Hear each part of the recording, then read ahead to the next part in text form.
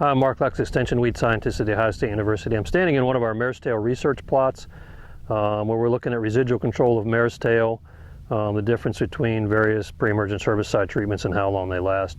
This is a follow-up to some of the videos I posted in the past couple years, and this is a continuing study. We've been trying to fine-tune our residual herbicide recommendations to really make them last longer if they're applied earlier, or make them last until the point where the soybeans canopy.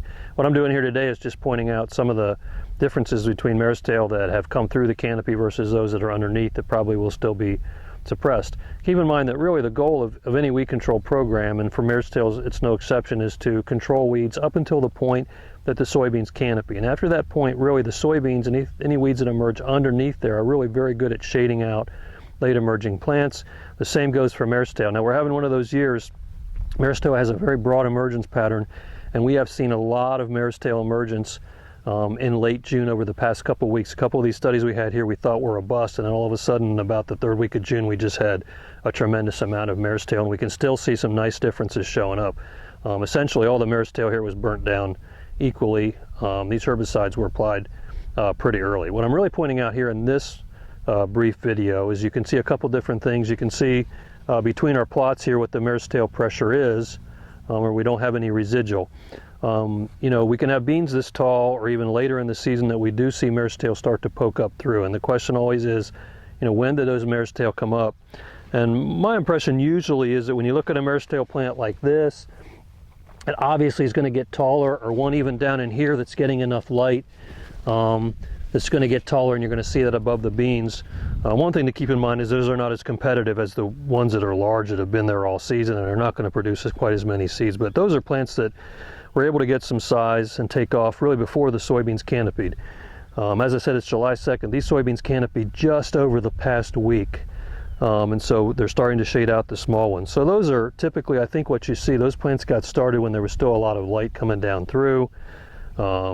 You know, you really don't have very many post options.